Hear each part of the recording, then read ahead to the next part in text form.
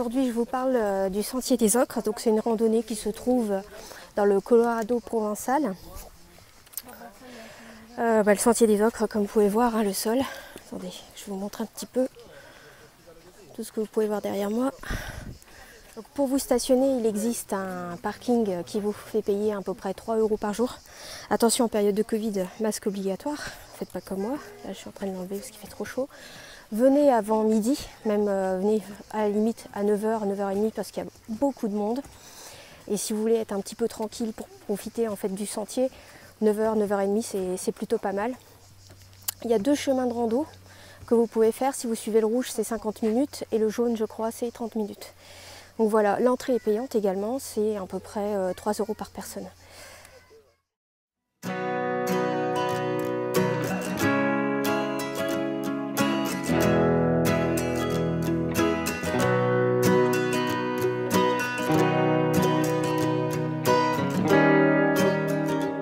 Donc l'histoire en fait de la couleur ocre, selon le petit guide que j'ai, ça serait que le Luberon à l'époque, il y a 100 millions d'années de ça, était sous la mer.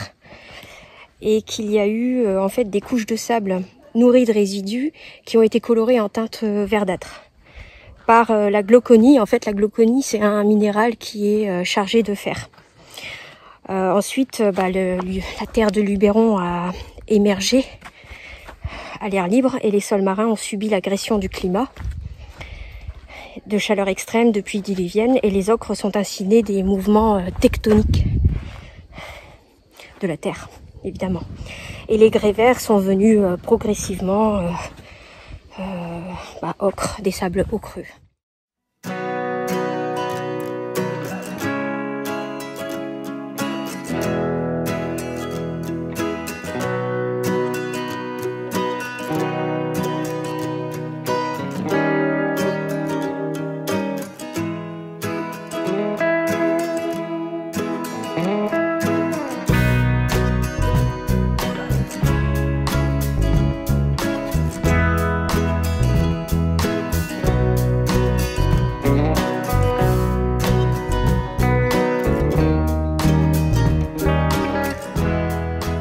On a loué un petit gîte, on est en fait sur un domaine de 200 hectares à Oppedette.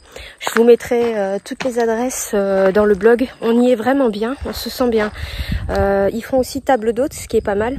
Ici, on croise personne, à part ceux qui ont une chambre ou dans le gîte comme nous, quoi. Mais sinon, on est bien, hein, vous voyez là, je suis au milieu de nulle part.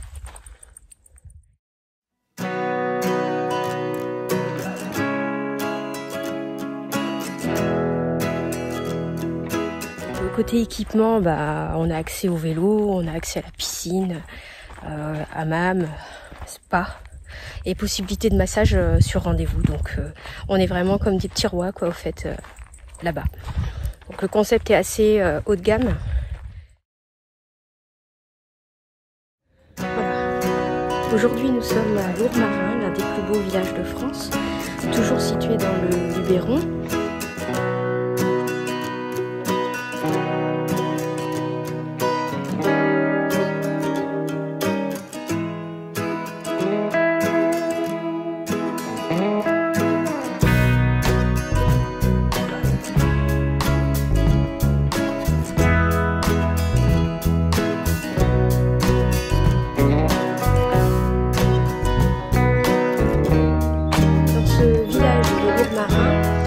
Est enterré au cimetière Albertini.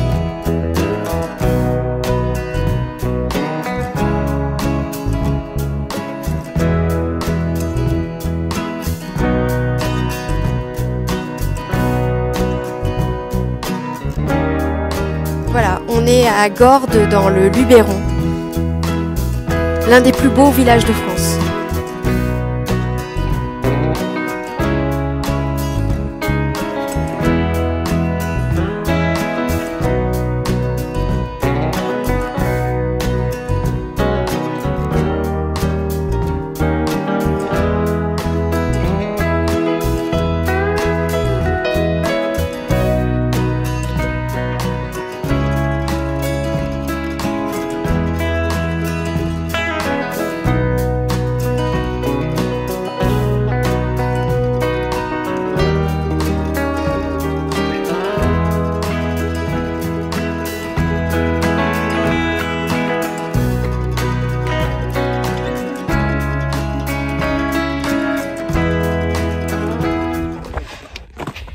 Bon, on est toujours à Gordes et on a choisi de quitter un petit peu le centre du village qui est très joli en soi et on emprunte un chemin sur les hauteurs pour se rendre à l'abbaye.